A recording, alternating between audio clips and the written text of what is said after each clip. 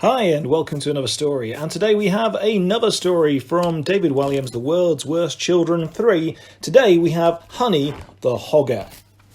Honey hogged the bathroom. The girl would spend so long getting ready that by the time she left the house, whatever she was going to do had long since finished, often days before.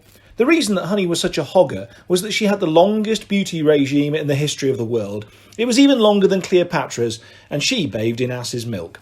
It was even longer than Elizabeth I's, who had leeches attached to her body for hours to feast on her blood so she could look pale. It was even longer than Marie Antoinette's, and she had a poof of hair a metre tall that needed teasing every morning. No, Honey Flunk's beauty regime was epic. First, the girl would use a mud mask on her face, for which she stole her brother Horace's modelling clay. Next, she would do her own hair extensions by gluing spaghetti to the strands of her hair. Third, she would work on her tan using gravy granules. These she would mix with hot water and rub all over her skin until it was a deep shade of tan. That is why Honey, despite her name, always smelled a bit beefy. Then it was time to go to battle with her nasal hair. This Honey would strip out with sticky tape. She would then put the sticky tape back in the drawer for the next person to use, complete with a selection of her nasal hair. A cooling eye mask was followed. This was achieved by sticking 2 ice cream cones onto her eyes. Finally, Honey would smooth down her eyebrows using her brother's hamster as a brush. Needless to say, her beauty regime was so bonkers that Honey always ended up looking far worse than when she started, before and after. The problem for the rest of her family was that Honey would hog the bathroom for so long that they could never use it. There was only one toilet in the house, and her brother Horace was one of those boys who needed to pee every 5 minutes. Absolutely anything could set him off. It could be the sound of a dripping radiator, turning on a tap, going over a speed bump, looking at a pond, whale song, dipping his toe in a paddling pool, someone coming up behind him and shouting "Boo!" The sound of rain hitting a tent, sitting on a washing machine during its wash cycle, cold weather, warm weather, looking at a picture of the Niagara Falls, going past a reservoir on a bus, thinking about anything yellow, such as bananas, rubber ducks, and New York taxicabs. Often Horace would be caught short while his sister was hogging the bathroom. The poor boy was forced to use all kinds of receptacles in an emergency, and it was always an emergency. He would use a goldfish bowl, an egg cup, actually several egg cups, a plant pot. The plant promptly died. If Flora and Fauna could write letters, this plant would write an exceptionally stern one. To whom it may concern, the most unspeakable thing has happened, so unspeakable in fact, that I cannot speak of it. The result is I have died, which I have to tell you I am not happy about, not one bit. Yours sincerely, a crocus. P.S. I am a plant. P.P.S. I am dead. Being a big sister, Honey liked to tease her little brother. Knowing he was always being caught short, she set about making his life a misery. Honey was one of the world's worst children, after all. When he desperately needed to go, she would make matters worse for him. When Horace was outside, banging on the bathroom door, thud, thud, thud, Honey would run the taps. Psst. The sound of running water was enough to make Horace cross his legs and hop up and down on the spot. Hop, hop, hop. I need to go, he would shout. She would snicker. Or, while he was sleeping soundly, Honey would place the boy's fingers in a cup of warm water. This would make Horace wake up with the most desperate urge to run to the toilet. I really need to go. He would be so desperate, he wouldn't even turn on the lights and would mistake the wardrobe for the bathroom. That's better, he would sigh in relief. Honey would snigger as she heard the confusion. On the particular night our story unfolds, Honey devised a devilishly cruel plan for her little brother, a plan that would leave the boy absolutely bursting for a pee. First, Honey poured out hot chili powder onto Horace's dinner. When he tasted 1 spoonful of mashed potato, he spat it right across the room. Ah! Splat! Splat! It hit the window. Ting! Help! He cried. Of course, Horrid had no idea why his eyes were running. His face had turned bright red, and his tongue felt like it was on fire. What on earth is the matter, dearest brother, whom I love beyond compare? Lied Honey. I don't know, cried Horace. I feel like I'm burning up. Oh, poor you. However could this have happened? Please, help! Water, you need water, Honey exclaimed. A wicked grin spread across her gravy-coloured face. Quickly, please, he yelled. His face was now redder than a tomato. Here is a helpful graph of red things. So, quite red, we have a watermelon, then a postbox, then a lobster, then a London bus, ruby, then chili, then Little Red Riding Hood's cape, then a snooker ball, then a fire extinguisher, then a Chinese flag, then a Ferrari, then a tomato, and then Horace's face, very red. The girl yanked her little brother by the arm and pulled him into the kitchen. "This way, my darling sibling," she said. In the kitchen cupboard, she found the tallest glass and filled it to the brim with water from the tap. "Drink, drink," she ordered. Honey lifted the glass up to his mouth and poured the whole lot down Horace's throat. Guzzle, guzzle, guzzle, guzzle. As soon as he had finished it, Honey announced, "You are still very red, my darling Horace. Another?" Once again she poured a glass full of water down his throat. And another. And another. And another. And another. And just to make sure her wicked plan would work, she poured one last glass of water down her little brother's gullet. "Thank you," said Horace.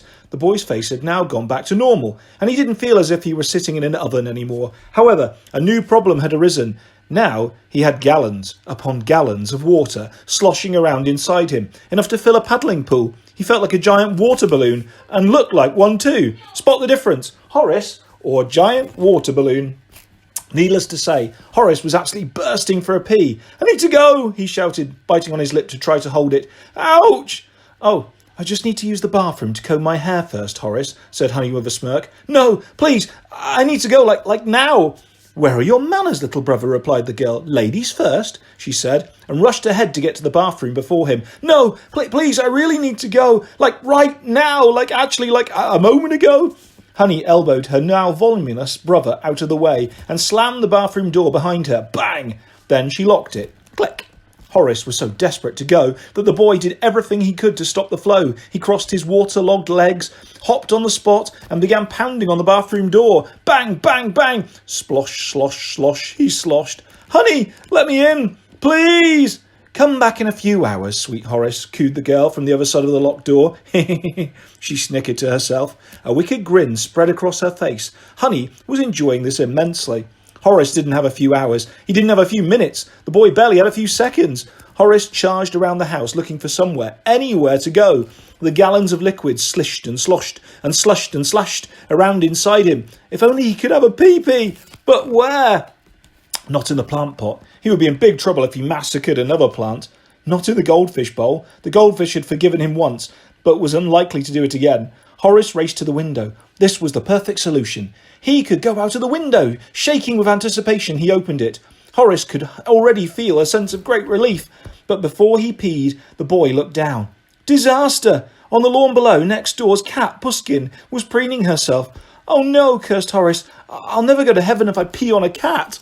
The boy guessed right. There are a number of things so awful that if you did them, you would never, ever, ever go to heaven. These include blowing your nose on a curtain, putting a cactus in your father's underpants, scoffing all a granny's toffees when she dozes off in front of the TV, bursting a toddler's toy balloon, eating a curry on public transport, letting off a banger in a library, coughing on a gerbil, not flushing the toilet when you have done a number 2 the size of a submarine, taking bite out of every cake in a cake shop, then running off without paying, wiping a bogey on a puppy.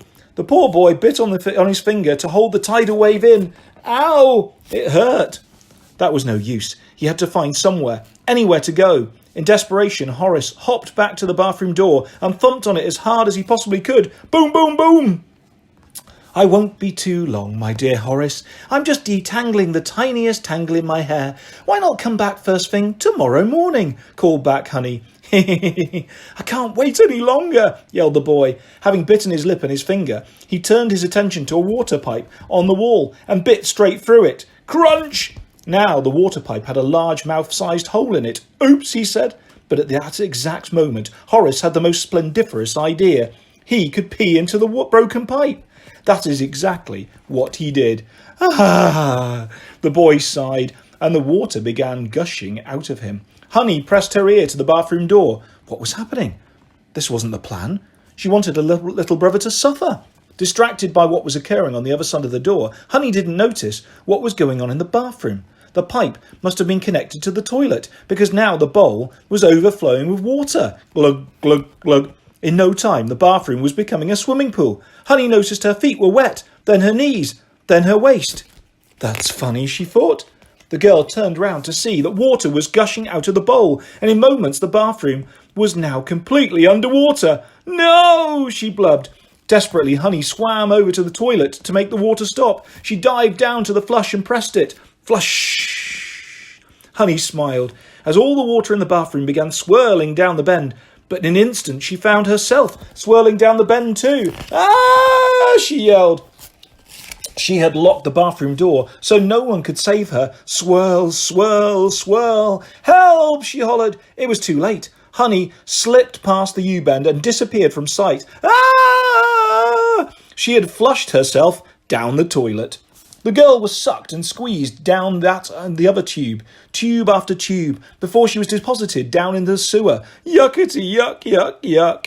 Her voice echoed in the gloom, but deep underground, no one could hear her. It was impossible for the girl to climb back up the tubes. They were far too slippery, so Honey became trapped in the sewers for all eternity, splattered from head to toe in dirt and grime and goodness knows what. Splat. Which, of course, is what can happen if you hog the bathroom.